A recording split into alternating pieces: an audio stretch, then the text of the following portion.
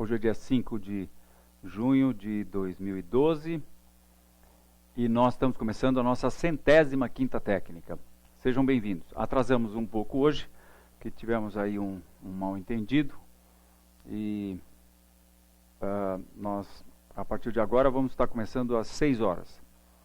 Na semana que vem, quinta-feira da semana que vem, nós então estaremos começando a quinta técnica às 6 horas, vamos estar enviando e-mail a esse respeito para vocês. Vamos analisar os mercados, começando pelo índice Bovespa, que traz aí um evento técnico importante, que é o de que ele passa a nos dar condições de chamar a acumulação atual como uma acumulação de continuação. E nós vamos escolher dar o nome dela, dar o nome a essa acumulação de um pequeno triângulo descendente. A gente nota esse triângulo descendente com mais clareza no gráfico intraday. Eu estou aqui mostrando o índice Bovespa à vista, nominal, não indexado. Aqui a gente nota com mais clareza o triângulo descendente, que projeta a sua altura para baixo a partir do seu vértice e nos leva a crer então que o mercado de ações do Brasil, assim como medido pelo seu principal índice, que é o índice Bovespa, deve estar caindo para 50 mil pontos, talvez um pouquinho menos aí, 49.500, 49.750 é exatamente a projeção que eu faço dessa formação de acumulação triângulo descendente. Alguns também vão chamar isso de uma flâmula, mas o fato é que isso confirma que esse processo todo foi um processo de realização de lucro. Que lucro?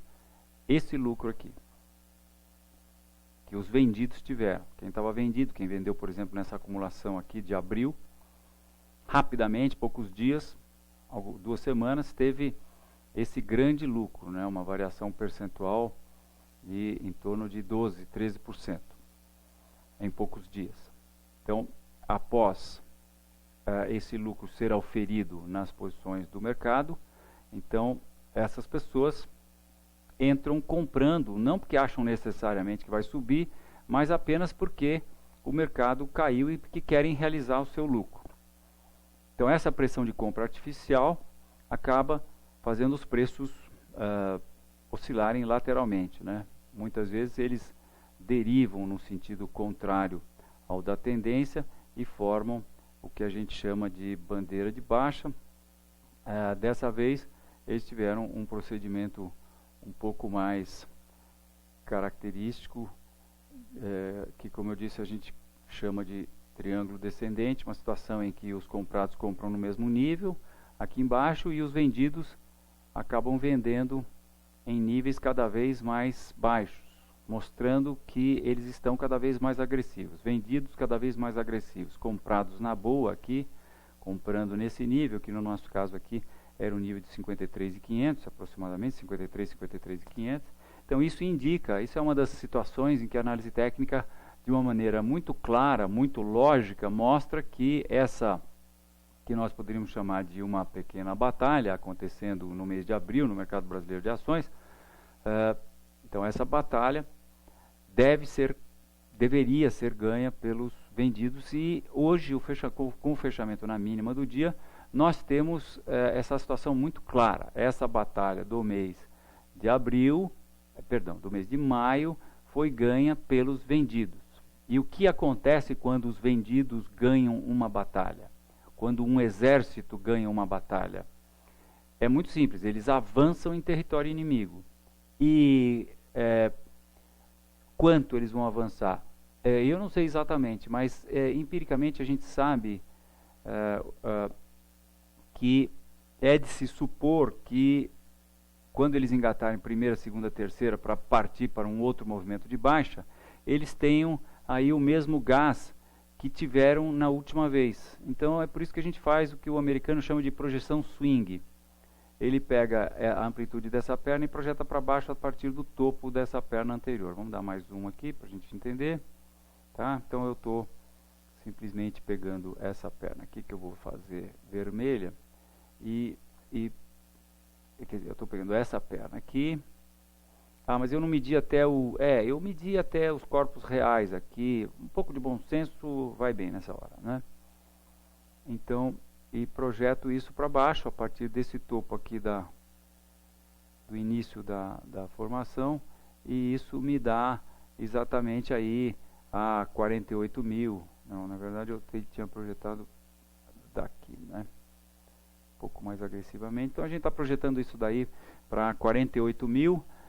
E portanto eu acho que é bastante seguro a gente imaginar que o Bovespa está caminhando rapidamente agora para testar os 50 mil pontos, onde na última vez que ele teve uma reação violenta, né? A última vez foi em outubro do ano passado, que ele ciscou com os 50 mil pontos, chegou até a mínima de 49.432, e a partir dessa mínima ele rapidamente subiu 21% durante exatamente o mês de outubro. Ele teve essa alta violenta de 21%. Então, mas anteriormente nós já tínhamos tido o mercado atingindo a mínima de 47.793, foi no dia 8 de agosto. Isso foi logo após, aliás, isso foi no dia do rebaixamento dos Estados Unidos pela S&P, né? Quando os Estados Unidos perdeu o AAA. Então, essa zona de 48 a 50 mil vai estar apresentando suporte. Vai estar segurando o mercado para que ele tome aí um cafezinho, ou passe aí, faça uma bandeira de baixa, ou possa até fazer uma reversão mais acentuada, né? A gente deve também esperar alguma coisa um pouco mais consistente, alguma formação talvez um pouco mais duradoura, até porque, vejam, 1, 2, 3, 4 e 5, nós estaríamos completando uma onda impulsiva de baixa. Isso aqui, eu acho que nós vamos chamar mais para frente eu vou me permitir mostrar a vocês o gráfico do índice Bovespa futuro, porque é onde eu marquei a nossa contagem de ondas de Elliott. Esse é o gráfico do índice futuro. Vejam que nesse gráfico a gente teve algo parecido, né? Rompimento dessa acumulação aqui, desse fundo a 53 mil, e aqui como eu disse, marquei a nossa contagem de ondas de Elliott. Então, primeiro, as ondas mais importantes aqui no movimento impulsivo desse ciclo, né? Esse ciclo que é composto, como qualquer ciclo, de 5 ondas impulsivas, 1, 2, 3, 4, 5, e A, B e C. Nós entendemos que estamos no meio da onda C, tá? Esse processo todo do subprime foi a onda A, depois nós tivemos, depois dessa onda A onda B, que terminou aqui, e aí a nossa contagem é A, B e C, fazendo a onda B. A onda B, como se sabe, é uma onda corretiva desse movimento impulsivo para baixo, né? O movimento impulsivo para baixo é composto de A, B e C. No contexto desse movimento impulsivo, a onda B é uma onda corretiva. E como tal, ela é composta de uma ABC. Nós contamos a ABC aqui, ó, A, B e C. A onda A é uma onda impulsiva. No contexto da onda B, a onda A é uma onda impulsiva, composta de 5 ondas. 1, 2, 3, 4, 5. A, B, C, B e 1, 2, 3, 4, 5, C, formando a onda B. Então a onda B termina aqui em cima.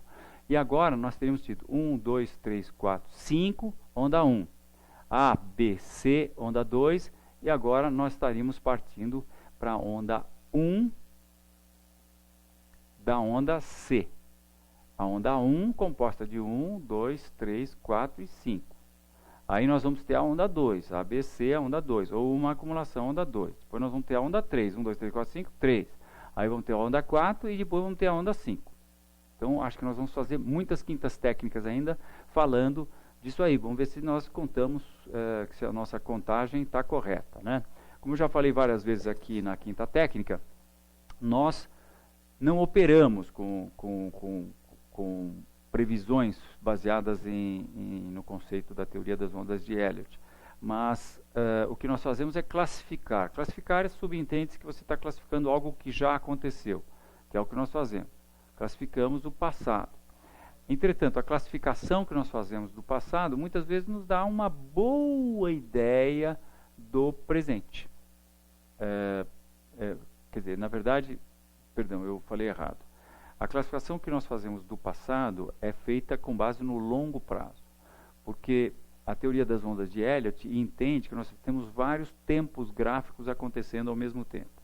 Elliott falava em 9 tempos gráficos, mas isso, para você falar, na minha ideia, você tem que ter 6 parafusos a mais na cabeça, como eu acho que Elliott tinha. Eu acho que Elliott é um gênio do mercado que estava vivendo o que viveu lá nos anos 30.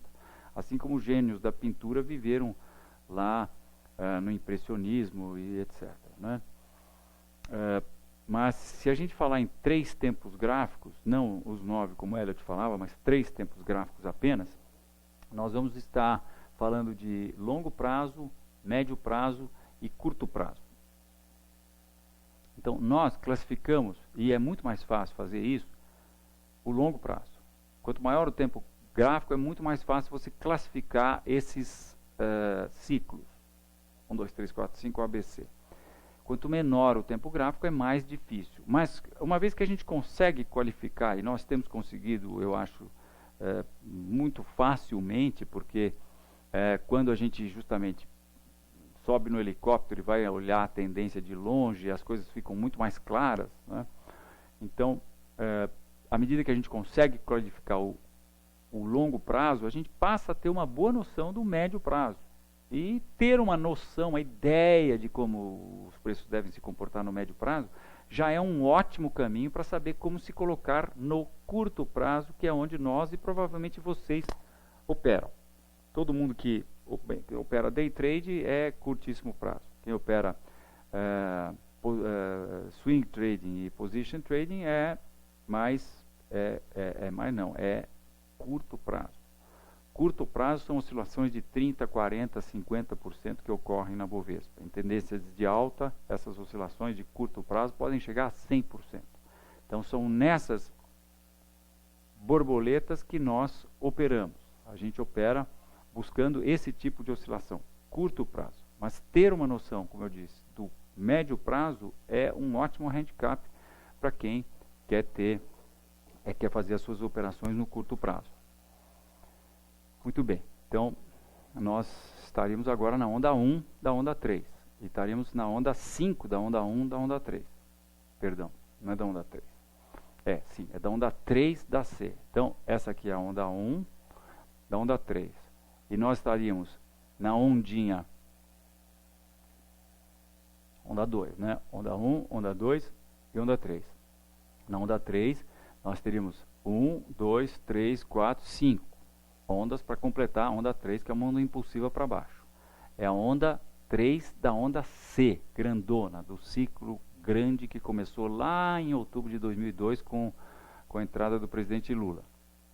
Então nós estamos agora indo para a onda 5, que é uma onda pequenininha. Depois disso, a gente deve esperar uma correção mais acentuada, alguma coisa aí mais demorada para o mercado. Mas lembro também que a onda 5 é aquela que é mais intensa, não é? Que já começa a ficar claro que a tendência é de baixa. Nessa onda 5 nós podemos perder esses fundos aqui de agosto, eventualmente, porque nós vimos que no Bovespa à vista nós estamos projetando para esses fundos de agosto, mas no Bovespa futuro a gente vai provavelmente perder, ou tem chance de perder esse fundo do rebaixamento dos Estados Unidos lá em agosto do ano passado.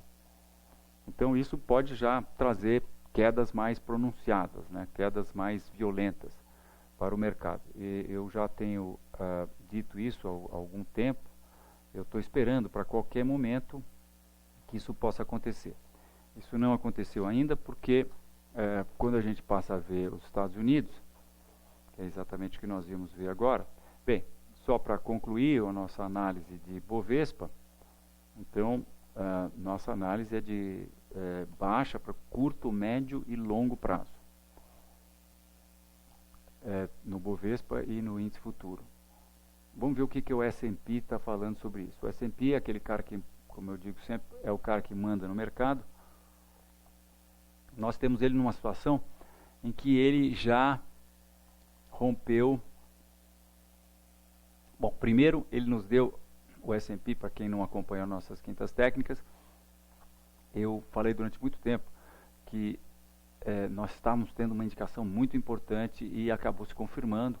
Essa indicação foi o rompimento desse nível em vermelho aqui, que era um nível de resistência muitíssimo importante, porque era a base dessa formação de topo de 2000 e dessa formação de topo de 2007, perdão, e foi confirmada com esse topo aqui anterior, esse topo de maio de 2011, que antecedeu a queda do rebaixamento dos Estados Unidos.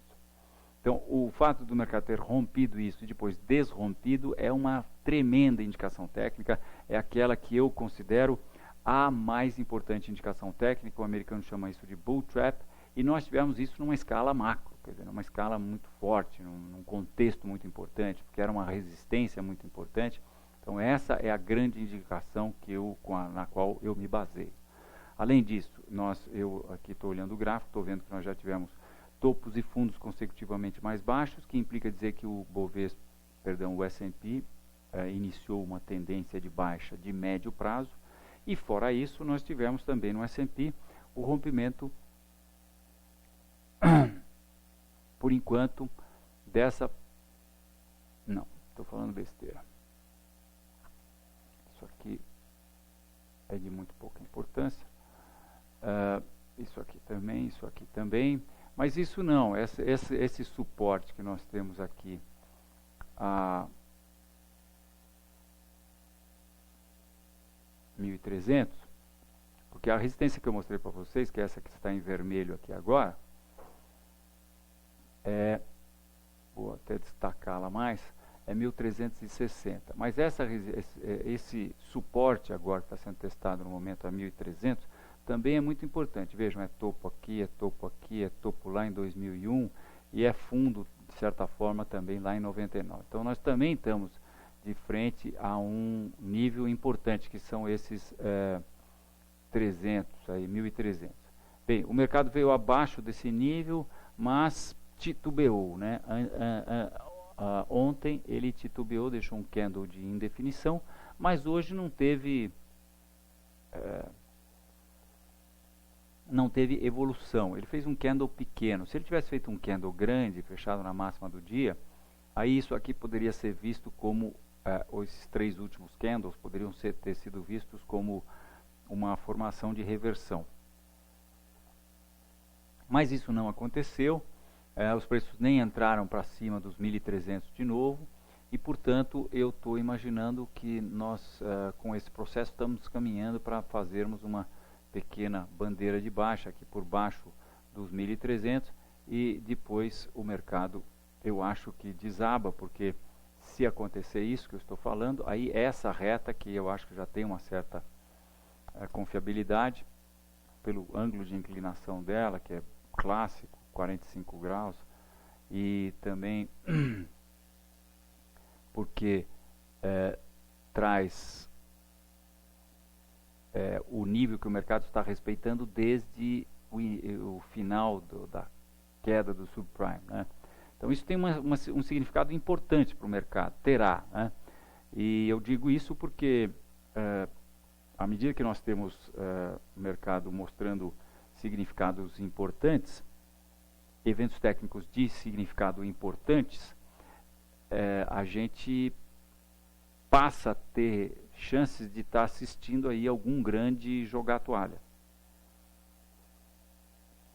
E se um grande joga a toalha, eventualmente ele puxa muitos outros, e é justamente nessa hora que eventualmente as quedas começam a se avolumar e começam a ser maiores, né? No processo de tendência de baixa, que a nossa leitura está mostrando que vai estar acontecendo agora no mercado. Muito bem.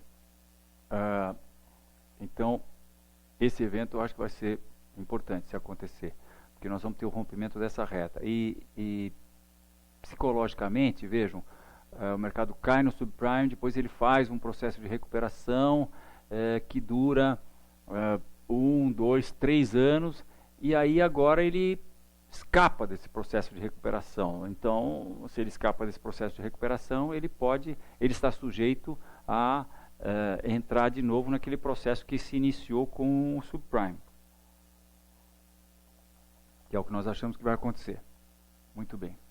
Então, o S&P está indefinido no curto prazo e viés de baixa total para médio e longo prazo. E aí fica essa nossa expectativa de que, essa possibilidade de que isso aqui apenas evolua para uma bandeira de baixa. Se isso acontecer, eu acho que muitas ações americanas vão dar boas indicações de venda short. Vamos só ver o Dow Jones e o Nasdaq, como é que se comportaram. Esse é o gráfico do Dow Jones. Quem não viu ainda esse gráfico, ele vem desde 1913. Esse é o gráfico que nós brasileiros vemos, porque o americano não tem essa cultura de indexação, cultura de inflação que nós temos. E raramente indexa os seus gráficos. Aliás, raramente usa escala logarítmica também. Ele geralmente usa gráficos em escala aritmética. Muitos, a maioria dos americanos, usa gráficos em escala aritmética. E o gráfico do Dow Jones em escala aritmética seria isso. Em escala logarítmica é isso aqui. Não precisa nem dizer qual que é o mais correto, o que traz mais harmonia nos gráficos e tudo mais. E qual é o certo de se ver, né? Até porque neste período nós tivemos 2.200 ou 2.300% de inflação, que logicamente tem que ser considerado. O gráfico que o americano vê, na verdade, é esse aqui. É o gráfico que aí, como eu não preciso do índice de inflação, eu posso trazê-lo desde 1900. Isso é 29, isso aqui é uma acumulação de 66 a 82, que quando a gente coloca a inflação, essa acumulação vira esse cara aqui, que é uma queda de proporções comparáveis a 1929. E muda completamente a perspectiva, né? A gente vê que houveram dois precedentes no Dow Jones em que ele caiu bastante. Dois precedentes depois de altas desta magnitude. Altas que podem ser traduzidas como expansões econômicas, retrações econômicas, expansões econômicas, que no tempo antigo chamavam de vaca magra e vaca gorda. Época de vaca gorda e época de vaca magra, né? Isso está nas escrituras até.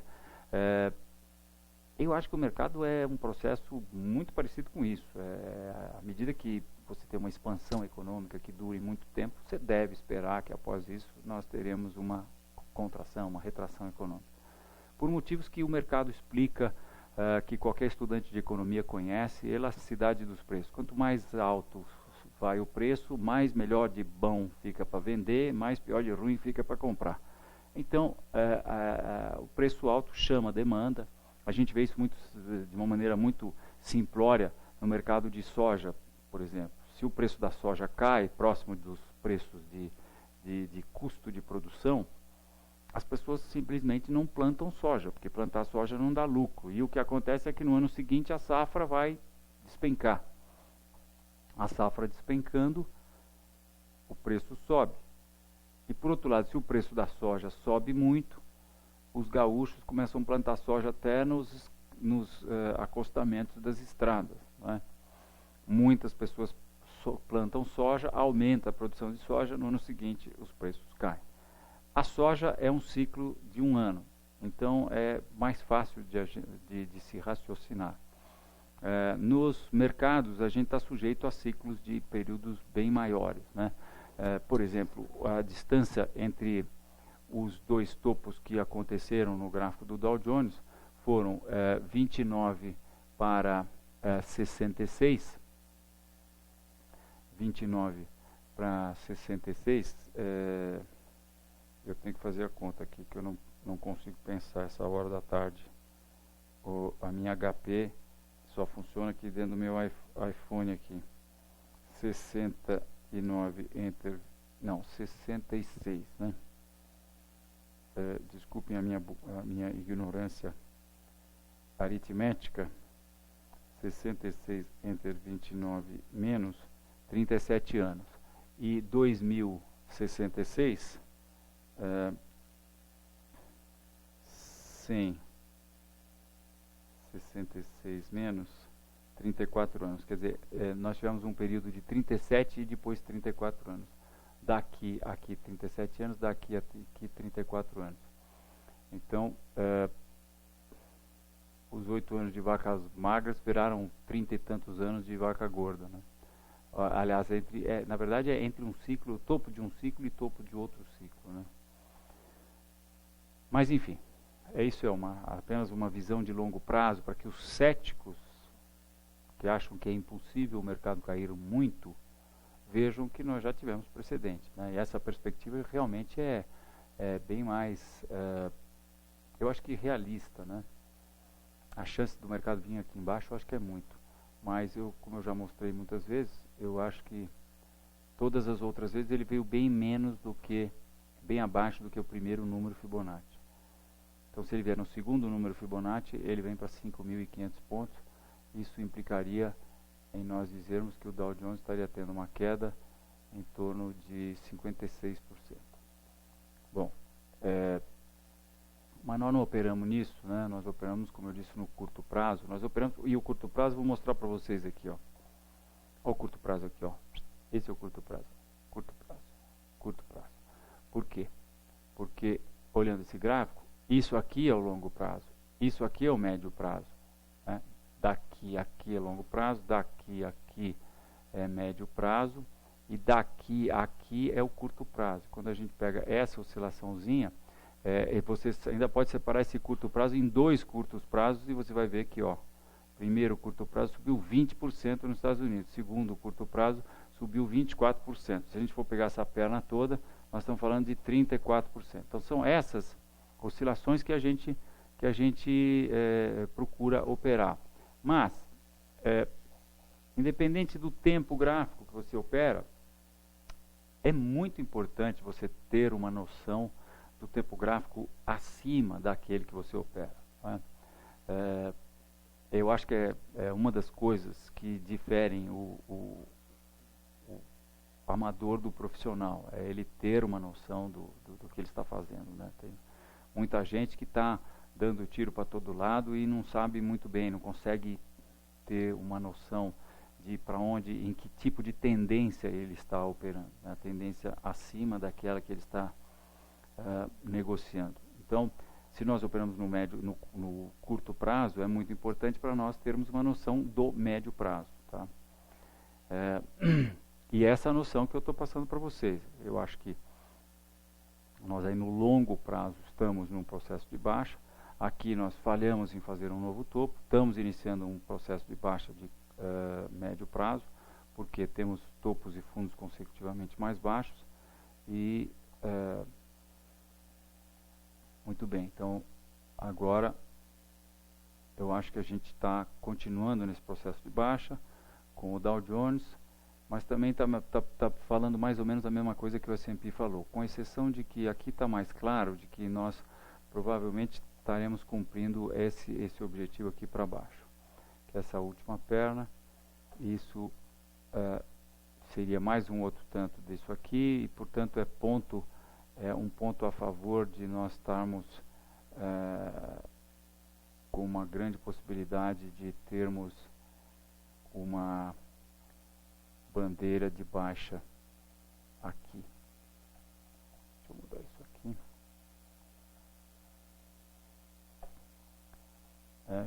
Isso aqui ser uma bandeira de baixa, então essa pequena perna aqui seria composta por esses dois movimentos. E acho que boa chance do mercado chegar nesse fundo de novembro aqui a 11.400 no Dow Jones, portanto, tá? Vamos ver o Nasdaq, só para ver que cara ele está. Ele está também testando essa reta importante de baixa. O Nasdaq aí de uma maneira mais clara, testando essa reta. A reta que está um pouquinho acima, mas pode muito bem estar aqui também essa reta. Vejam, essa é a reta que vem lá do começo do subprime. Esse é o Nasdaq 100. O começo do fundo do subprime, né? Esse é o Nasdaq 100 e a nossa leitura é que vai romper a reta. Se romper, principalmente se vier abaixo de 2.400, é meio pá de cal pro Nasdaq e eu acho que isso aí vai estar detonando vendas mais pesadas nos Estados Unidos. por enquanto, possivelmente ele vai acumular mais alguns pregões aqui. Muito bem, quero mostrar o gráfico aqui do desacoplamento do Brasil para mostrar a vocês que nós aparentemente estamos indo atrás de buscarmos os Estados Unidos, né? Agora estamos a 17% de baixa dos Estados Unidos, significa que nós estamos acima deles 20%. Tivemos 81% acima já. Então o Brasil tem caído bem mais do que os Estados Unidos. Se os Estados Unidos começar a cair mais rapidamente, eu quero crer, como sucedeu. O Felipe está me chamando a atenção aí, que significa que eu não mostrei o Nasdaq, né? Mil perdões, a gente se perde aqui às vezes. Então vamos lá. Isso aqui é só para mostrar para vocês o Nasdaq, tá? Que ele está testando essa reta aqui, né? Que eu falava. Essa é a reta que ele está testando. E se romper isso, principalmente se vier abaixo desse suporte aqui, desses últimos topos, que é 2.400, é pá de cal e ele deve cair quedas mais acentuadas. Esse aqui é o gráfico do desacoplamento, que começa em agosto de 2007, todos os mercados juntos. O Brasil é o verde, Estados Unidos é azul, China é vermelho e amarelo é Índia. E nós desacoplamos aqui 51% em 2008, antes da queda do subprime, mas na queda do subprime nós colamos e acho que vai acontecer a mesma coisa agora. Nós estamos nesse processo e vamos estar acompanhando isso nas quintas técnicas, tá? Acho que podemos começar com as perguntas então, Felipe. Tá bom. Algumas pessoas estão reclamando que o som está baixo. Eu vou aumentar um pouco o som. Espero que tenha melhorado. E estamos no ar de novo. Perguntas. Será que melhorou o som?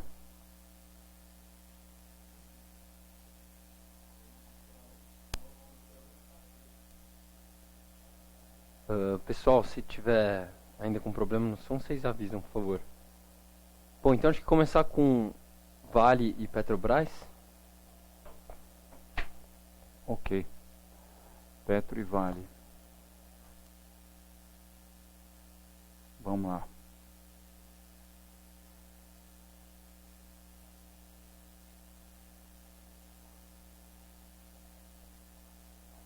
Começamos então com Petro.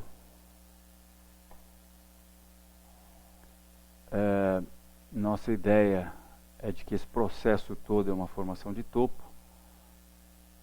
Uma vez que nós já tivemos esse processo aqui rompido. Deixa eu só mostrar para vocês o gráfico do Bovespa indexado em dólar, onde vejam o que aconteceu hoje, uma indicação técnica das mais importantes, né? Eu já estava me esquecendo de mostrar isso. Esse gráfico nós consideramos muito importante porque ele nos dá essa harmonia.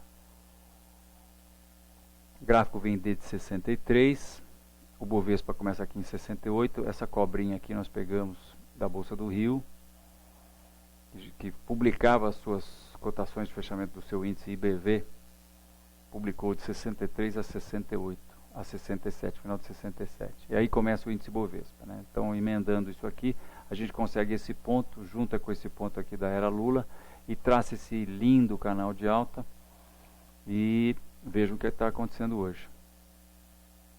Aparentemente é pá de cal para a Bolsa Brasileira aos olhos do mundo. A Bolsa Brasileira rompeu em dólares esse fundo aqui de outubro, que foi pós-rebaixamento dos Estados Unidos. Quando os Estados Unidos foi rebaixado, os preços caíram, depois tiveram uma recuperação, mas depois tiveram uma outra alta. E a gente olhando isso, fica muito claro que esse processo de outubro até início de março desse ano, quando se inicia essa queda livre aqui, foi uma ABC, muito clara, né?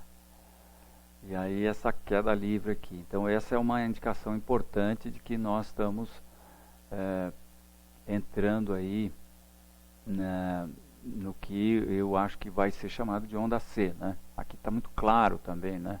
O processo de Elliott está muito claro.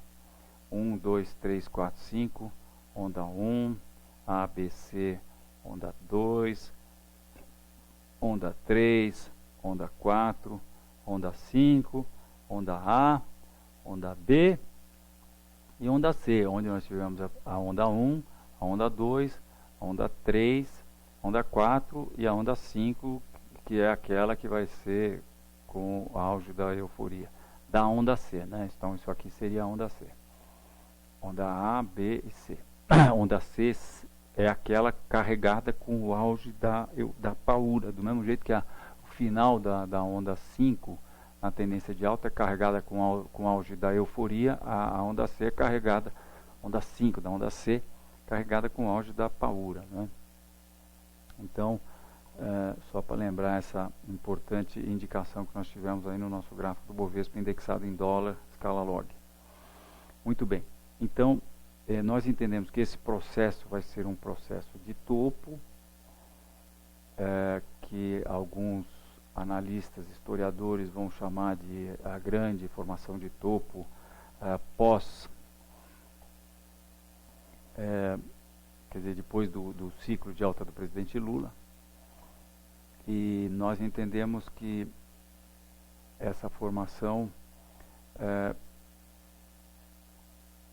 pode muito bem estar nos seus estertores, porque os preços estão numa tendência de baixa, né, desde janeiro, aliás, a gente pode dizer desde 2008, mas aqui especificamente desde final de 2009, porque vejam, topos e fundos consecutivamente mais baixos, né, topos 1, 2, 3, 4 mais baixos, fundos mais baixos, e agora eu acho que nós estamos aqui no curto prazo, nós estamos nessa acumulação, que é uma acumulação que vai dar continuidade ao movimento de baixa. Eu acho que essa acumulação vai poder ser chamada também de um pequeno triângulo descendente, ou coisa que o valha.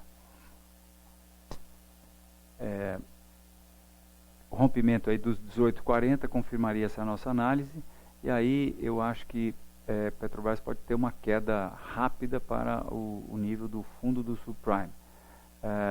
Mas considerando que existe um suporte importante, que é esse suporte pós-rebaixamento dos Estados Unidos aqui de outubro, que está aí na faixa de 17,50. Mas se os preços romperem 18, eu acho que talvez possam até dar uma paradinha em 17,50, mas acho que eles caminham rapidamente para 15, que é o nosso objetivo de baixa, que coincide com o fundo do subprime. Se nós tivermos um fechamento, apenas se nós tivermos um bom fechamento acima de 20,50, é que eu acho que essa análise fica prejudicada e os preços aí devem se manter aí nessa faixa de 22 a 18,50 por mais tempo. Rompendo-se, portanto, os 20,50, eu acho que os preços podem buscar os 22 e de repente até subirem lá para os 23. Nós claramente não acreditamos que isso vai acontecer, porque achamos que essa acumulação atual é de continuação do processo de baixa e que esse suporte encontrado a 18,50 vai ser rompido e os preços devem caminhar para 15. Muito bem. Vale do Rio Doce, por outro lado, está num processo parecido. Nós achamos que isso tudo aqui é uma formação de topo, que vai ser chamada mais para frente de formação de cabeça e ombros, com um grande ombro direito aqui, que me parece um pouco de... É um processo em que ele demora para se decidir, né? Por razões que a gente desconhece, mas a gente olha de longe, principalmente quando a gente olha de longe, eu vejo isso aqui, apesar de a gente ter essa alfinetada aqui, eu vejo isso aqui claramente como uma bandeira de baixa que deve dar continuidade a esse processo, né?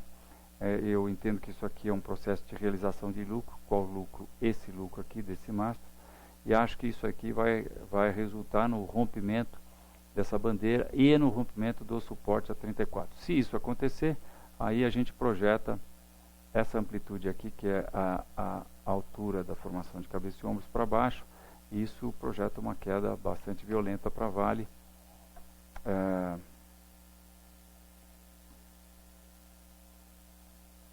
E deve trazê-la aí para a faixa de 22, 24, 23. O suporte começa a 24. Né? Faixa de suporte aqui em função desse fundo de julho de 2009. Começa aí a 24, mas se estende até 23, onde a gente tem também um outro fundo aqui em começo de 2009 também. Agora, dando uma olhada mais... Vou limpar a área aqui.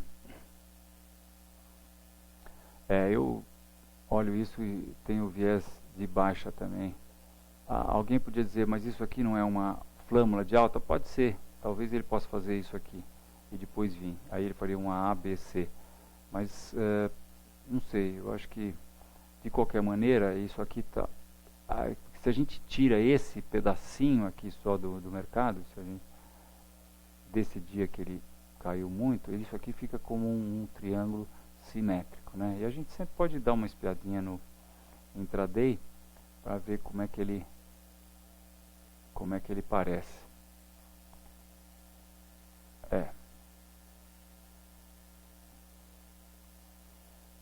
De qualquer maneira, vejam, a gente tem aí mais uma indicação de que isso aqui é para baixo, porque os fundos estão aqui e os topos estão descendentes.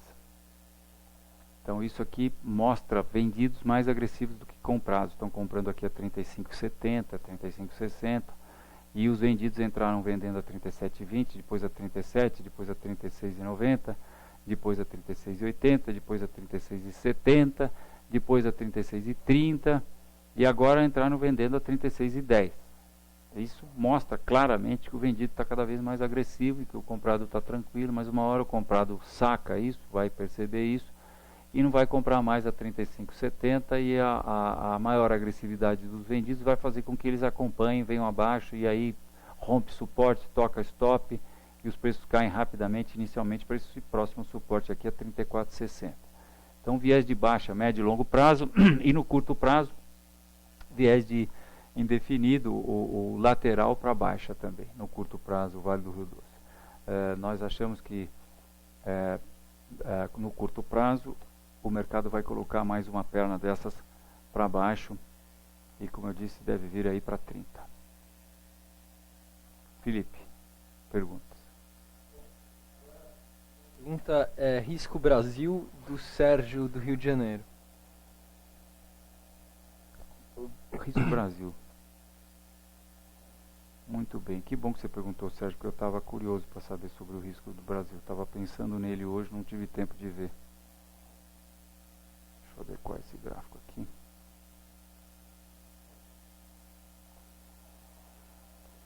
Bom, Risco Brasil acompanhando o cenário, né, atual de deterioração nas bolsas de valores.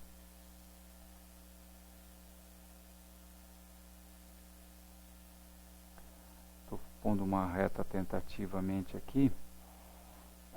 Eu acho que ela passa a ter significado, que a gente deixa um pouco disso aqui de fora e traz ela lá do topo de 2002.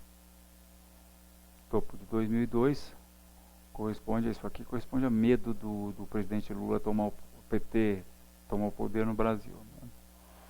Essa queda corresponde à primeira alta do Bovespa. Né? A gente tem 1, 2, 3, 4, 5. Bem, enfim. No curto prazo, a gente teve uma reversão nessa alta e não sei dizer nada de muito significativo em termos técnicos. Temos que esperar um pouco, acho que dá para a gente deixar isso aqui definido.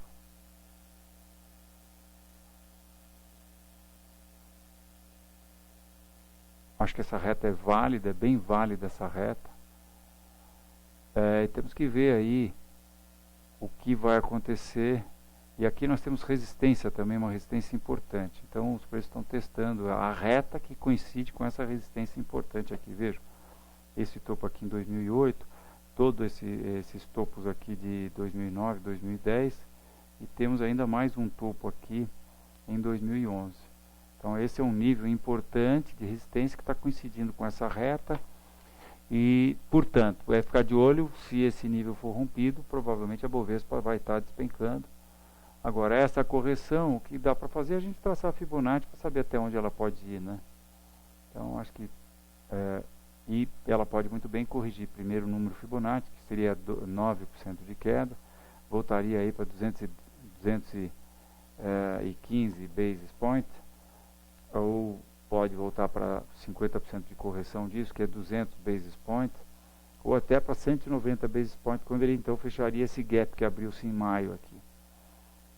E é possível que isso aconteça porque nós tivemos uma formação de reversão de candlestick aqui bem clara, formação de nuvem negra ontem, que foi confirmada hoje, né?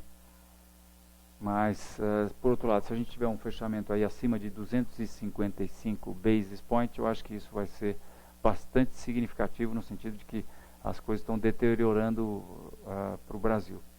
Felipe. No SUSB 5.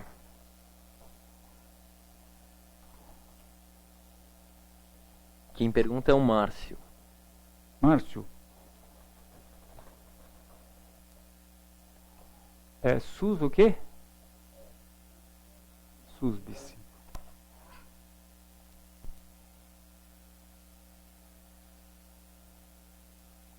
É que eu pus SUSB com S.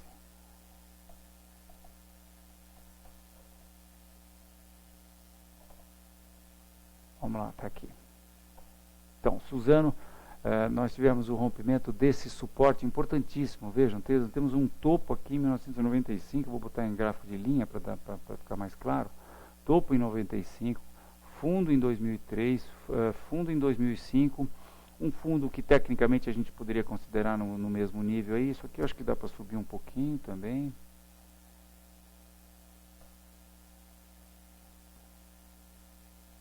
Por aqui, né? Enfim, outro fundo aí em 2009 e outro fundo confirmando esse processo todo em 2011. Esse processo foi rompido. Então, eu acho que o que dá para a gente fazer é projetar esse processo todo aqui para baixo. Então, longo prazo, Suzano está caindo para esse fundo de 2001. Nossa, mãe.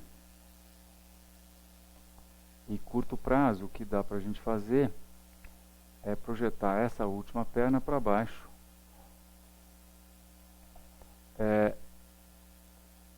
Que fique claro que esse rompimento é um evento técnico de muitíssima importância, né? Projeção desse último movimento para baixo, 3,50. Difícil arrumar um trade aí, né? Porque não temos muito bem onde se colocar stop. Ó, nós tivemos essa bandeirinha aqui, essa pequena bandeirinha, e aqui seria uma ótima oportunidade para um trade, né? Que você poderia ter vendido no rompimento da bandeira, que seria esse dia aqui no fechamento, e colocaria o stop a 6,7% de distância. E teria como projeção essa perna aqui anterior à bandeira para baixo, que a gente também pode usar para fazer mais uma projeção de curto prazo. Isso vem dar aqui a 4,25. Aí você poderia ter um trade 4-1 aí. Fator lucro prejuízo 4-1, né? Então viés de baixa, mas não vejo muita possibilidade de trade. E nem pensar em comprar. Eventualmente nós podemos ter... Não, acho que já é tarde para a gente pensar em pullback aqui. Nós agora vamos ter o processo de tendência de baixa natural, né? 1, 2, 3, vamos ter, talvez termine essa perna, a gente tem uma acumulação um pouco mais acentuada aqui, e aí a partir dessa próxima acumulação se pode pensar em assumir posição de venda short. Felipe. 3 do Henry. Então, está aqui a Eletrobras, 3.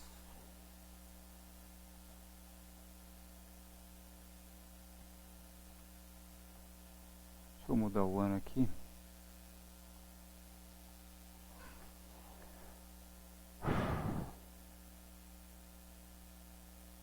Essa reta está aí para a gente ter uma noção, mas ela não está correta, né? Como essa outra aqui também não está.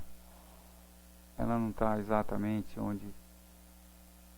não é assim uma reta milimetricamente precisa. Mas isso nos dá uma noção de que esse processo aqui é um processo que vai se arrastando para cima desde 1995. Um gráfico difícil de ser analisado, mas eu acho que a gente tem algumas considerações aqui. Primeiro, isso aqui foi um retângulo, ou uma acumulação que deu continuidade ao movimento que a precedeu, que foi de baixa. Depois nós tivemos um outro processo, esse processo aqui de reação, e agora nós estamos tendo um outro processo que eu acho que tem grande chance de ser muito parecido com esse aqui, que teve essa amplitude, e aí a gente pega essa amplitude e projeta para baixo, e essa amplitude vem dar exatamente nesse fundo aqui de 2008, que é para onde nós achamos que o mercado está caminhando, R$11. No curto prazo, por outro lado, no seu processo, no seu caminho até 11, eu acho que meio pá de cal que ele vai romper esse processo aqui, e no curto prazo, isso aqui é claramente uma bandeira de baixa sendo rompida. Uma bandeira de baixa sendo rompida, vamos fazer uma análise aqui com o método com stop. Eu vou pegar aqui o ícone do método e vou marcar o stop logo acima da bandeira. Abre-se a janelinha com stop. O topo da bandeira está marcado aqui na janelinha, 13,40. Eu defino que eu quero dar uma folga no método com stop, na ferramenta do método com stop, dentro do terminal enfoque. A gente define que quer dar uma folga de 0,5%. E, portanto, ele sobe o meu stop, ele sugere o meu stop a 13,47. Né? Eu vou vender, o meu stop de compra vai estar acima do topo aqui. O topo é 13,40, eu dou uma folga, eu vou botar o stop a 13,47, ok, fica marcado aqui esse símbolozinho no gráfico. E aí eu venho aqui para 11, que é o objetivo que a gente está projetando isso. 10,99 não, 11, ok. E aí abre-se o planejamento do método com stop. Eu vou dar um zoom aqui para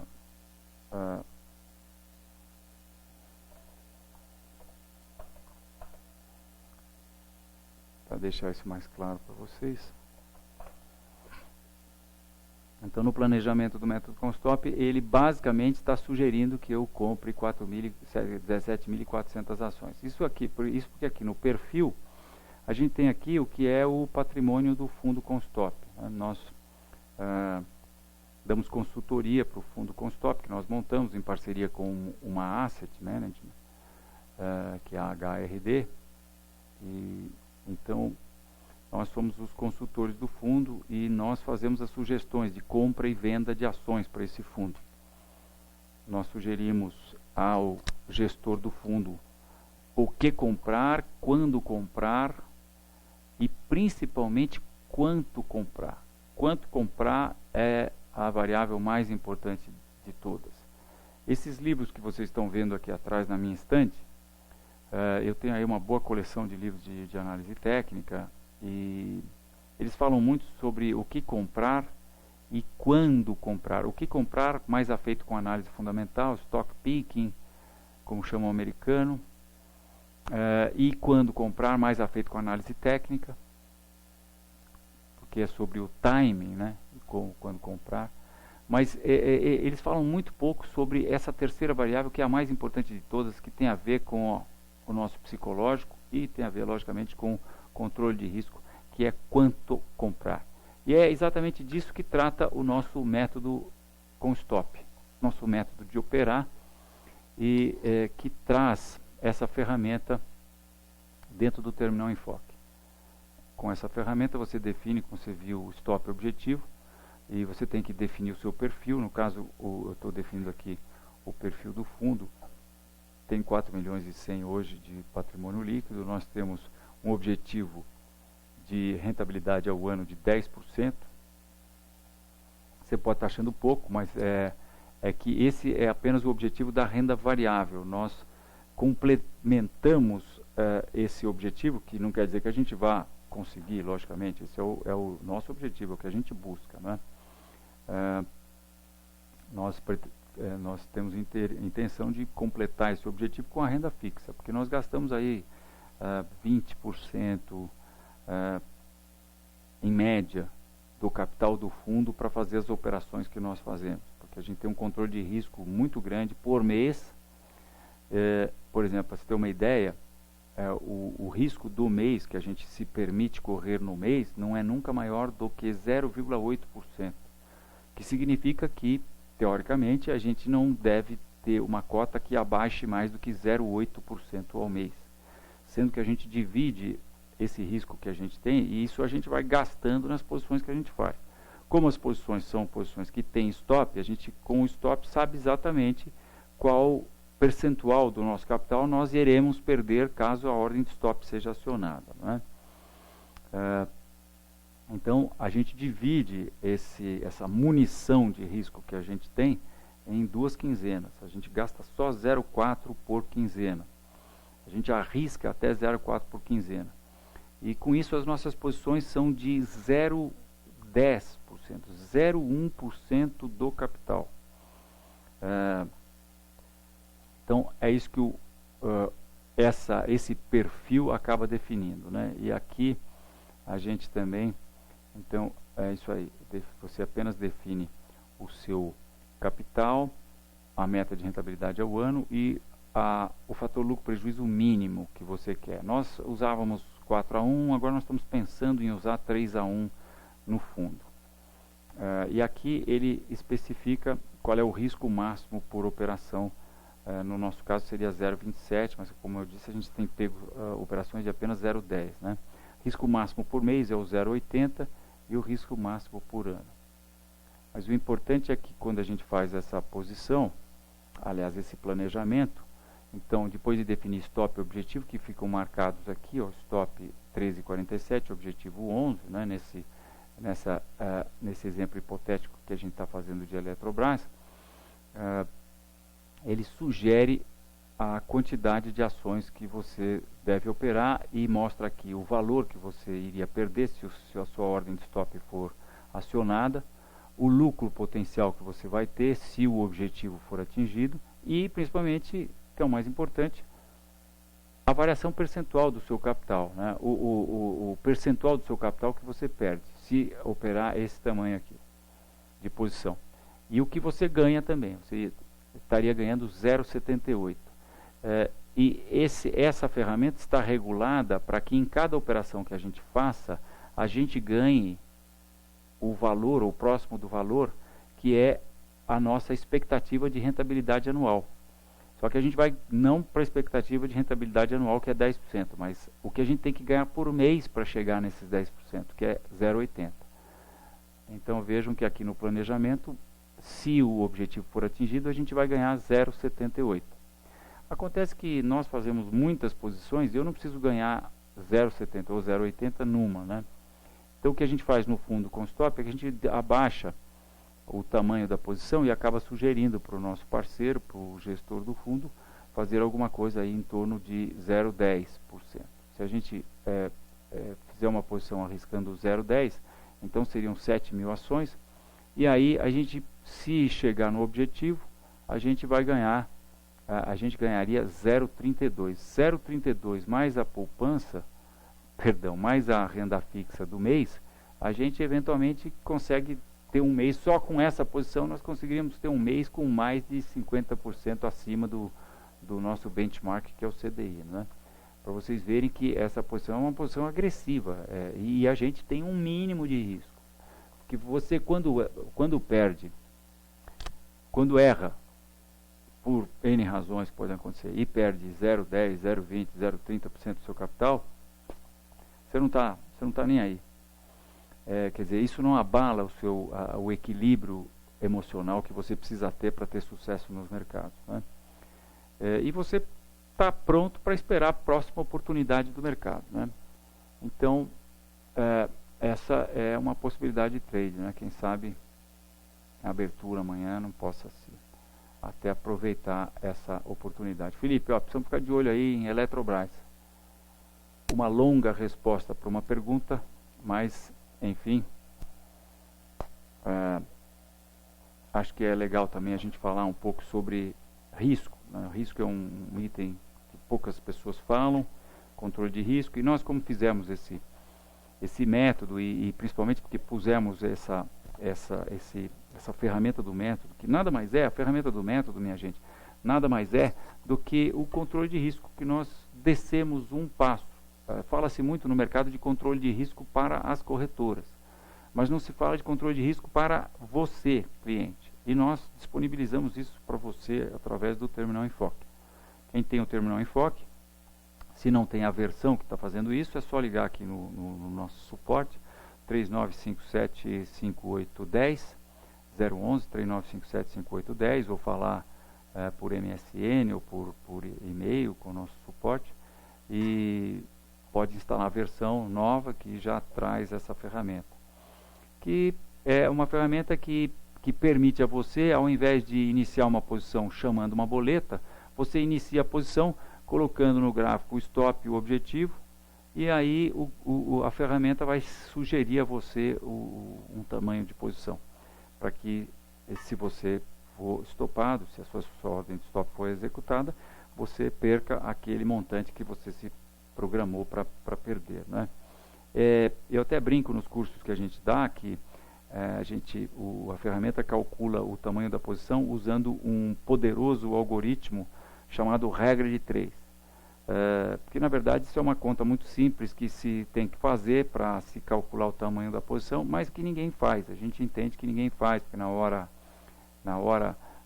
de se operar aquela adrenalina que você vai estar entrando, vai estar colocando a sua posição no mercado, e as pessoas acabam tirando aqui da caixinha, como a gente fala aqui, da caixinha de acrílico, o tamanho da posição, sem pensar muito no risco. Eles pensam muito mais no retorno do que no risco, né? E o risco deve ser pensado porque é ele que nos dá a tranquilidade emocional, o equilíbrio emocional, que é imprescindível para que a gente possa ter sucesso nos mercados. Então é isso aí. Próxima pergunta, Felipe. O participante banqueiro pessimista, ele, enquanto estava analisando o Ibovespa, pediu para você também falar sobre os possíveis repiques que podem acontecer durante uma baixa, que podem ser bastante violentos, e bem como também possíveis bear traps. Tá ficando mais difícil do mercado nos dar bear traps, né? Estou aqui mostrando o gráfico do Bovespa para vocês. Mas acho que se o bear trap tem uma importância forte, teria também. importância muito grande. Por exemplo, se o mercado chegar aqui nos 48 mil, que é um nível de suporte importante, porque nós temos mais dois fundos aqui, um em 2009, dois fundos em 2009 nesse mesmo nível, tá? Então vamos marcar isso aqui no gráfico aí, razoavelmente destacado. Podemos até olhar um pouco mais para a esquerda para ver se não temos mais nada lá. Quase. Então, se os preços chegarem nesse nível, furarem esse nível, e vejam, eles podem chegar nesse nível terminando uma onda impulsiva, porque a gente vai estar contando aqui, ó, 1, 2, 3, 4 e 5, né? Aí, quando termina uma onda impulsiva, a gente pode esperar um repique desse processo aqui de baixa.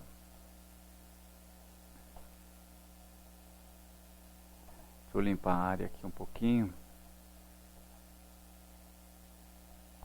Nós poderíamos então esperar um repique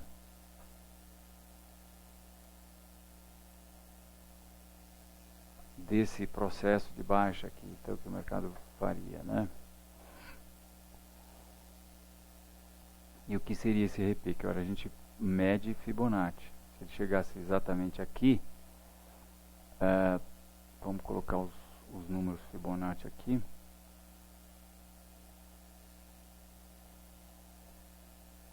ele pode voltar para 55 mil pontos em correção do primeiro número Fibonacci, ou para 57.500 se a correção for de 50% de retração, ou até para 60 mil pontos, né?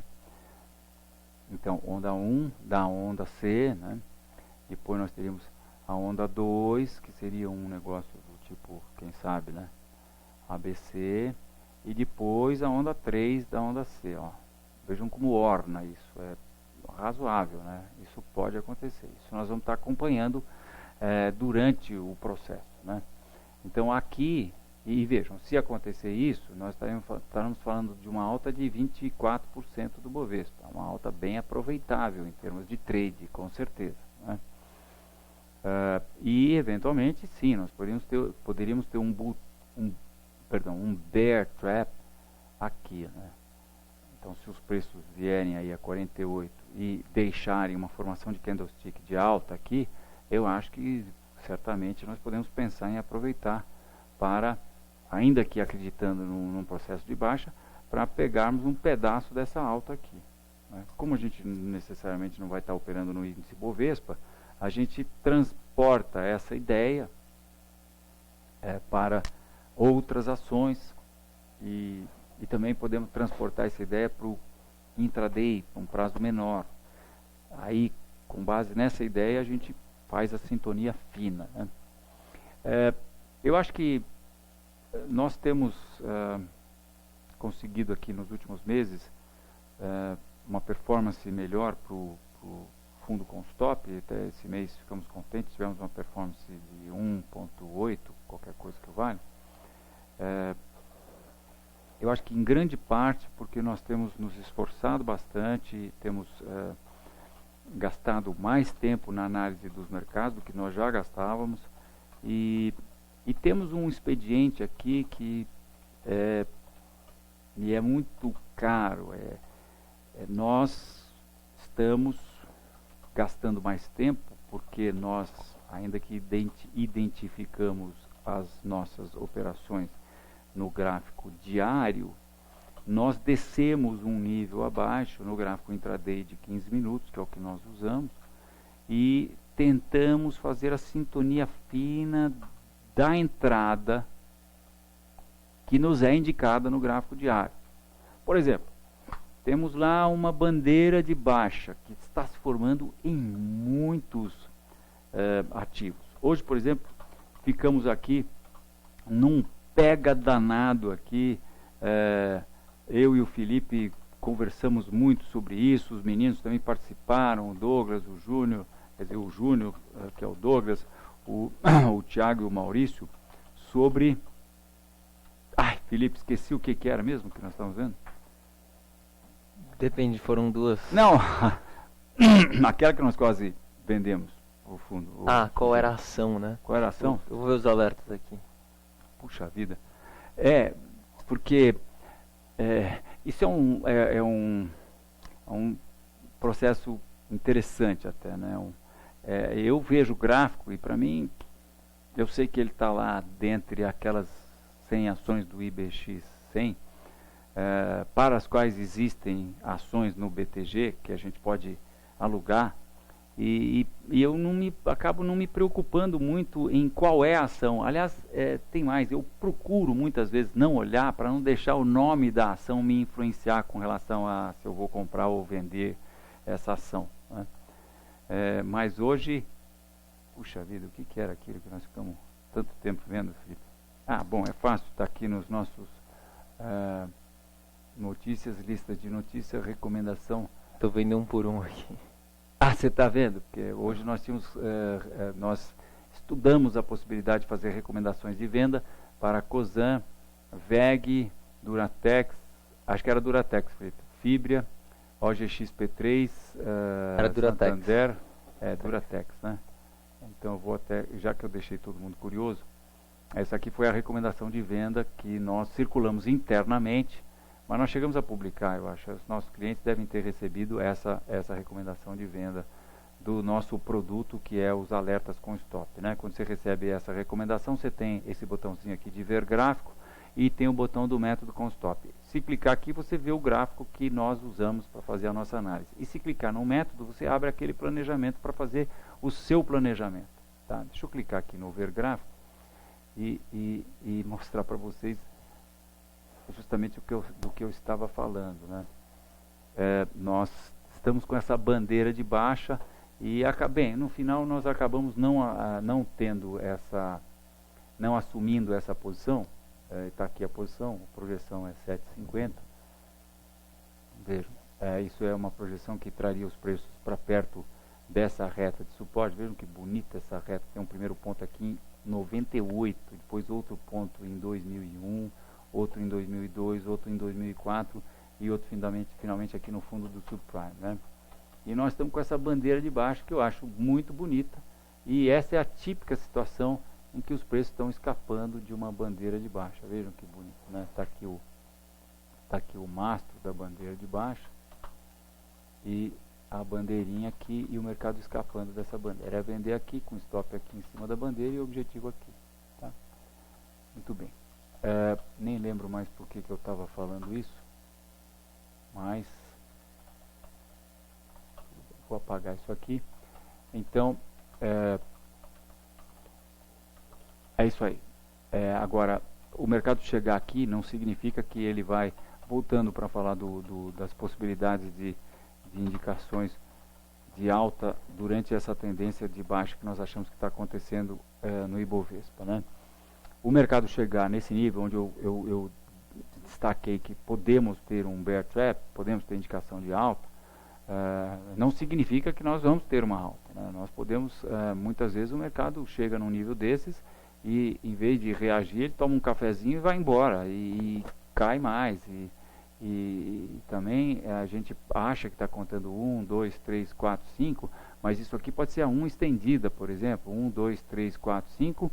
Em vez de nós termos a 5 anos, nós tivemos a onda 1, e depois a gente tem a onda 2 aqui, vai para, enfim, o Elliott no curto prazo é muito difícil de a gente contar, então não podemos contar as ondas, né? Então não podemos contar muito com essas previsões de Elliott. A gente tem que ver o que vai estar acontecendo aqui quando o mercado chegar nesses níveis, né?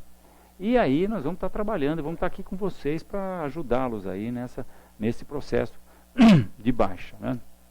Acho que talvez o que tenha acontecido hoje sirva aí de apoio para quem está aí na difícil situação de saber o que faz com uma carteira de ações que não tem ordens de stop.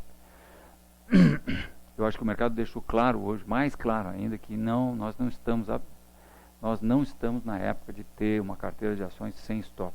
Agora é a época de você colocar stop na sua carteira de ações, é a época de quem faz trading, de estar no mercado. Quem não faz trading está arriscado a descer o tobogã dessa tendência de baixa por quanto tempo ela dure.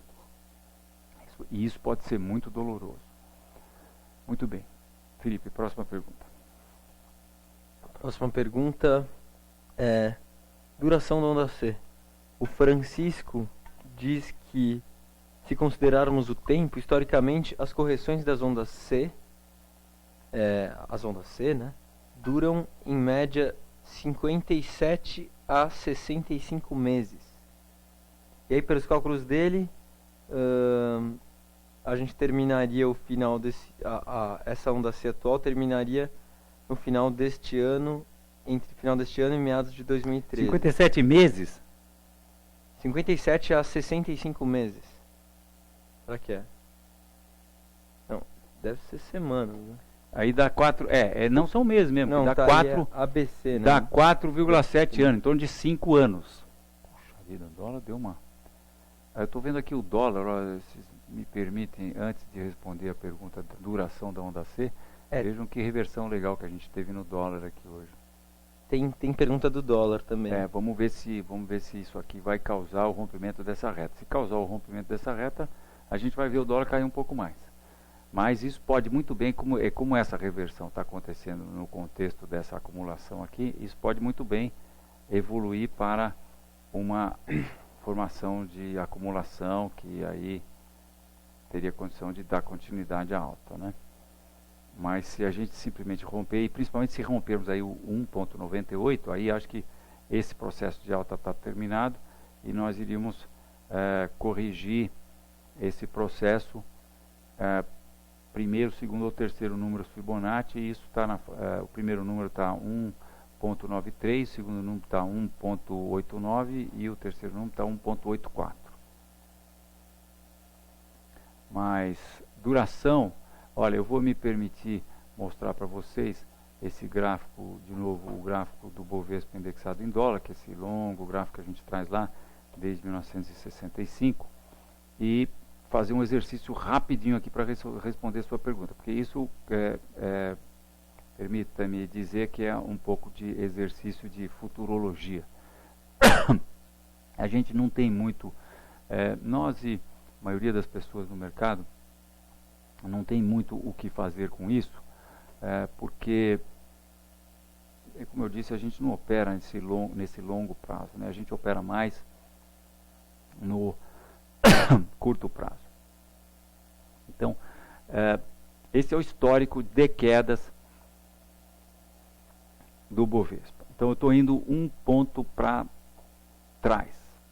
Então, eu vou dar duas previsões aí para vocês. Quer dizer, dois conjuntos de previsões de futurológicas, né, que, minha gente, não é muito, não deve ser a praia de um analista técnico, mas só para a gente exercitar o raciocínio aqui. Vamos lá.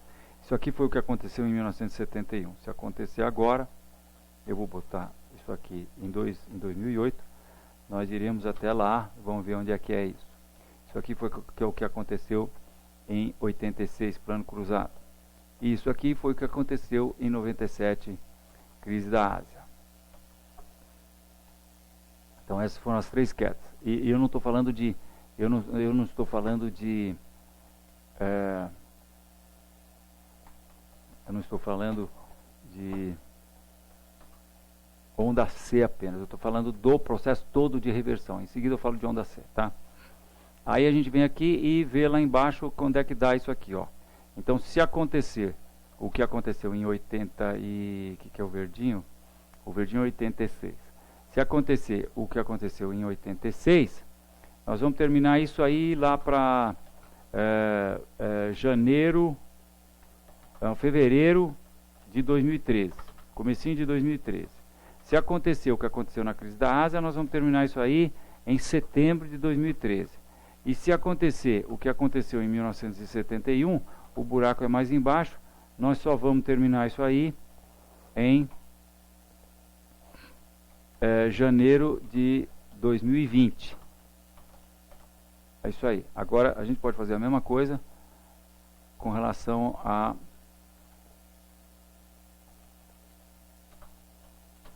A gente vai fazer a mesma coisa com relação à onda C. Aí eu vou pegar só as ondas C desse processo, tá? Então essa foi uma, essa aqui foi outra, e essa aqui tá um pouco mais difícil de ver onde foi a onda C aqui, foi outra. Aqui. Aí a gente pega essa onda C, eu imagino que vocês anotaram isso que eu falei, né? Antes, vamos colocar isso aqui na onda C lá, início da onda C, que é 86, e na verdade é 2000, a gente coloca aqui, e aí o nosso exercício de análise técnica de padaria, como eu falo respeitosamente com os meus patrícios portugueses, isso é mais ou menos, né? Mas a gente pode dar uma caprichadinha melhor aqui. Aí, então, nossa análise técnica de padaria nos diz que se nós tivermos um processo igual a 1971, nós vamos 97 ou 2000, né? 71, nós vamos terminar esse processo em junho de 2018. Se nós tivermos como aconteceu em 2000, nós vamos terminar esse processo em maio de 2013. E se for igual a 86, nós vamos terminar esse processo em junho de 2012. Porque 86 caiu muito violentamente, né? E vejam que coisa interessante, né? Porque em 86, E eu sou mais propenso a achar que nós vamos ter alguma coisa parecida com 86 por causa da teoria da alternância, que vem da série Fibonacci. Né? Quando a gente, na série Fibonacci, que é composta por esses números aqui, digamos, né? Quando a gente divide um número pelo anterior, a gente vai ter um número acima, e em seguida, se eu dividir o próximo pelo anterior, eu vou ter um número abaixo, e um número acima, e um número abaixo, acima, abaixo, acima, abaixo, de φ, que é 1.618, tá? Então, por conta dessa regra, por conta dessa alternância, o Elliott definiu essa ideia de alternância entre as ondas corretivas. Então, você tem, nas ondas corretivas, você tem um processo de correção e depois você tem um processo de acumulação. Correção simples, e acho que nós estamos num processo de acumulação, até porque essa onda A veio muito próxima do topo do mercado, né? Aliás, a onda B veio próximo do topo do mercado. Então, eu acho que nós estamos muito mais para um processo igual a esse que aconteceu em 86, de 86 até 91, do que para esses dois processos alternantes, né, que foram um em 71 e o outro aqui na crise da Ásia em 97. Então, acho que temos grandes chances de ter esse processo acabando logo, né? Para todo mundo é melhor, né? Se tiver que acontecer, que aconteça rapidamente, né? Vai arrancar o esparadrapo, muito melhor puxar logo de uma vez do que ficar arrancando devagarzinho, como aconteceu em 1971. Espero ter respondido a pergunta e me perdoem aí aqueles que estão querendo uma análise técnica mais, uma análise técnica mais, não diria séria, mas mais técnica. Análise técnica é um pouco de pleonasmo, né? Por essa devagada aí que nós fizemos, mas sempre ilustra, né? Vamos lá, Felipe. Temos mais 3 perguntas rapidamente e estamos em cima da hora aí. Terminar hoje o nosso. Bom, próximas 3 perguntas então são Banco do Brasil, dólar e ouro. Ok, Banco do Brasil, dólar e ouro, vamos lá. Ações, vou lá para o meu índice imobiliário.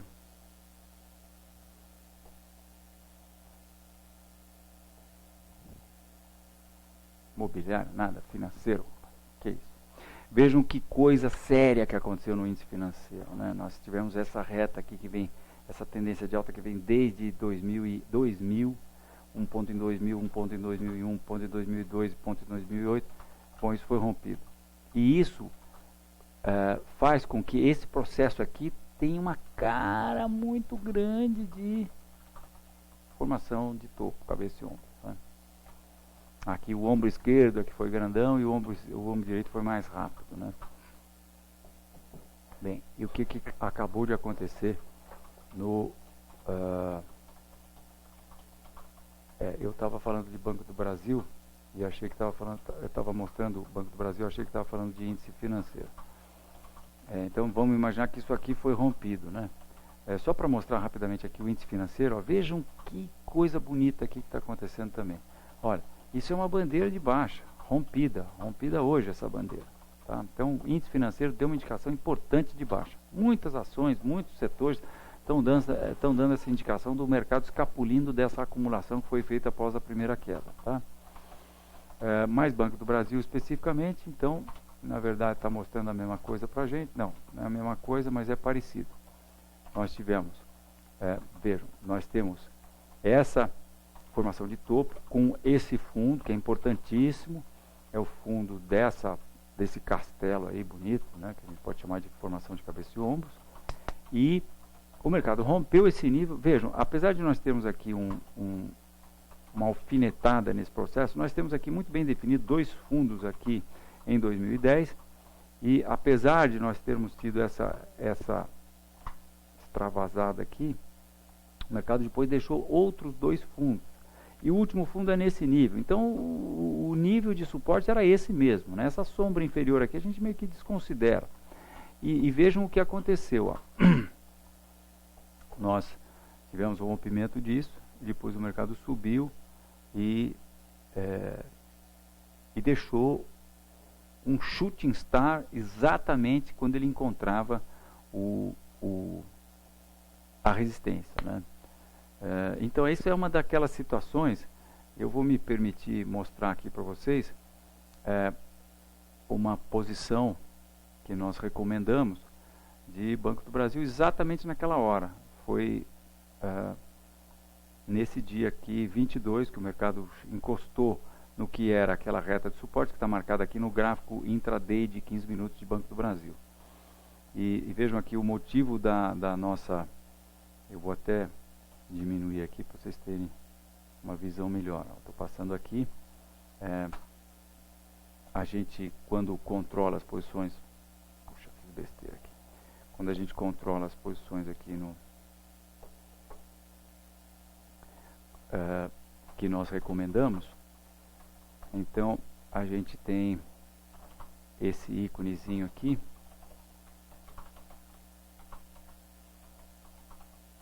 e quando a gente passa o mouse perto dele, a gente tem o motivo da nossa venda: formação de estrela cadente na resistência da reta de pescoço de formação de cabeça e ombros rompida.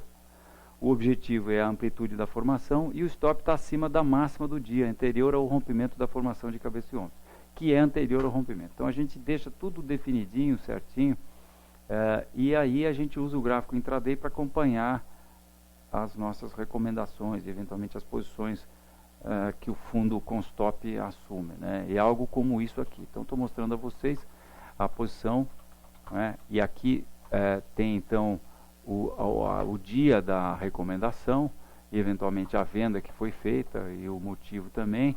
E aqui a gente vai vendo os stops que foram colocados. O stop inicialmente estava aqui, depois ele veio para cá, depois veio para cá, e agora já está bem mais baixo aqui, né? Eu não sei se hoje esse stop não foi abaixado também, porque a gente passou a ter essa reta com 1, 2, 3 pontos, e nós já achamos que essa reta é confiável. O mercado está assumindo essa direção agora. Quando a gente tem uma reta confiável, a gente passa a ter a reta como o primeiro evento técnico.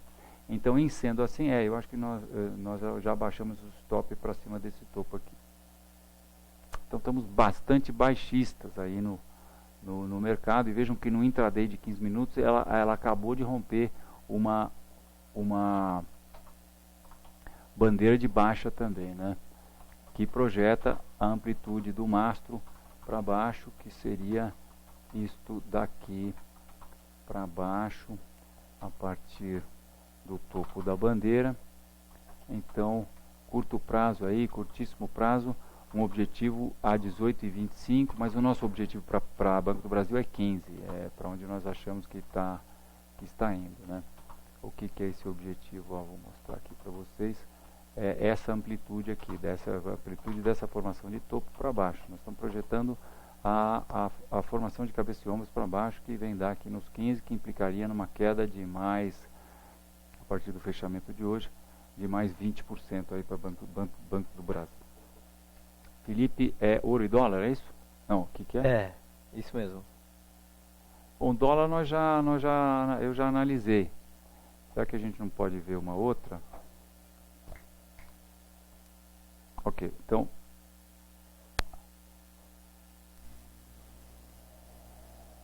O ouro, o Gil pergunta se era de se esperar que o ouro fosse um porto seguro para o caso de um cenário muito negativo. Tá, já vou falar do ouro. Então tá aqui o dólar, esse é o dólar futuro. Vejam que reta linda, maravilhosa que nós temos aí, né? Com pontos aí muito bem definidos.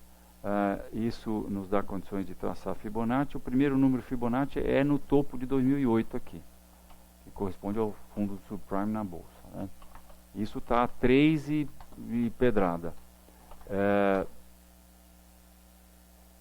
Será que o dólar chega a 3? Eu acredito que sim. Se acontecer o que nós estamos, a nossa leitura se provar correta na Bolsa de Valores, eu acho que tranquilamente o dólar pode chegar a R$3. Agora, no momento, nós estamos testando essa importante resistência no gráfico do índice futuro. Aqui, vejam como é importante essa resistência aqui a 2,100.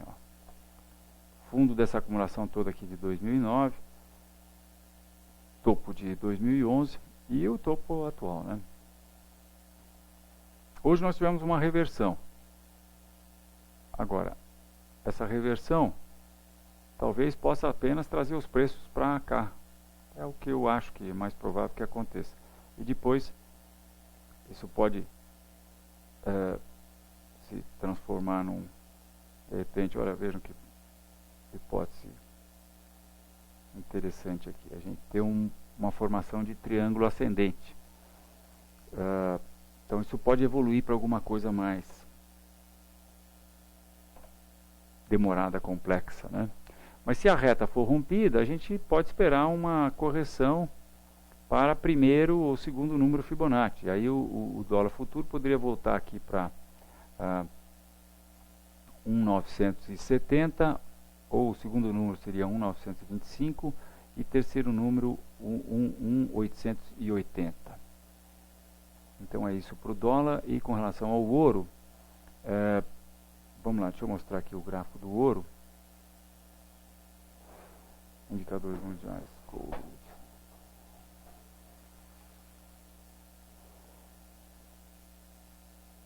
Então, vejam o que está acontecendo com o ouro. Nós temos esse lindo canal de alta, que eu entendo está sendo testado no momento. E acho que nós fizemos essa formação, uma formação de topo. Os preços estão testando esse nível aqui a 1.530. Agora parece que estão fazendo uma pequena bandeira de alta, mas é um pouco prejudicada, porque ela está acontecendo aqui no que pode ter sido apenas um pullback para a reta e para esse nível antigo nível de suporte aqui a 1.620. Então, temos que esperar aí. O rompimento dos 1.520 seria uma importantíssima indicação de baixa, que projetaria uma queda bem mais acentuada aí, trazendo os preços do ouro de volta para 1.320 onças. Por outro lado, nós precisaríamos ter um fechamento acima de 1.680 para que os preços tivessem, então, possibilidade de testar níveis mais altos, por exemplo, a próxima resistência a 1.800. O nosso viés é de baixa. E com relação ao ouro e à crise, eu entendo que, num primeiro momento, o ouro será considerado como uma commodity e, como todas as outras commodities, vai vir de bico para baixo. Entretanto, a gente não pode esquecer do caráter de moeda alternativa que o ouro tem e de valor que o ouro tem, né? Eu uma vez recebi uma explicação do seu Peter Murani, que Deus o tenha, ele já se foi há algum tempo. Nós éramos colegas de conselho da Bolsa de Mercadorias, e num almoço, ele conversando com meu outro amigo Ricardo Enchenwald, eles estavam falando sobre, uma conversa interessantíssima, preço de metro quadrado em Tóquio naquela época, devíamos estar lá perto dos anos 90, né? Quando estourou a bolha imobiliária do Japão, mas enfim. Falavam de quadros, e aí falou-se da coleção de moedas que o senhor Peter Murani tinha. E então eu perguntei a ele, mas senhor Peter, por que o senhor tem coleção de moedas de ouro e não, senhor B, por que o senhor não tem barras de ouro certificadas na BMF? E ele me falou uma coisa que eu nunca mais me esqueci, porque aquilo ele trouxe do âmago dele e pôs para fora, e aquilo me tocou muito. Ele falou, senhor Fausto, quando nós temos problema e precisamos ir no campo para comprar alimentos, se tiver barra de ouro não tem troco, mas para moeda tem troco. E por isso eu guardo uma parte das minhas reservas em moeda de ouro. Isso é uma coisa que é autoexplicativa, não é? Então o ouro é algo que as pessoas recorrem para, se o negócio ficar muito feio, e possibilidades existem, né? À medida que a gente vê a Europa quebrando, os Estados Unidos meio complicado aí nas suas finanças, para não dizer falido, eu acho que não dá para a gente descartar qualquer possibilidade. Então eu acho que o ouro vai ter o seu valor, mas não num primeiro momento. Num primeiro momento, já que ele já subiu, vejam, isso é importante, né? Eu gosto de colocar pingos nos is, perguntar para o mercado as coisas, e ele responde facinho para a gente. O ouro subiu 643% a partir de 2001. A partir de 2008, no fundo do subprime, ele subiu, de lá até hoje, ainda subiu 130%. Isso, minha gente, é uma barbaridade. Então, se a gente pega o ouro, depois de ter subido 100% ou 600% a partir de 2001, numa situação de falta de liquidez no mercado, vocês não tenham dúvida que o ouro despenca. Essa é a minha visão, pelo menos. Por quê? Porque vai ter país soberano, fundo soberano, vendendo reserva de ouro para pagar as contas, para pagar os funcionários. Isso é o que acontece. No primeiro momento, as pessoas correm atrás de liquidez, e ouro é o que tem liquidez. Eles vendem ouro, vendem ações no Brasil, que tem muita liquidez, vendem as coisas que são mais líquidas. Agora, depois é outra história. E isso fica para muitas outras técnicas mais para frente, né? Se Deus quiser. Então, semana que vem estamos aí com vocês de novo, na quinta-feira, às 6 horas. Muito obrigado, até lá.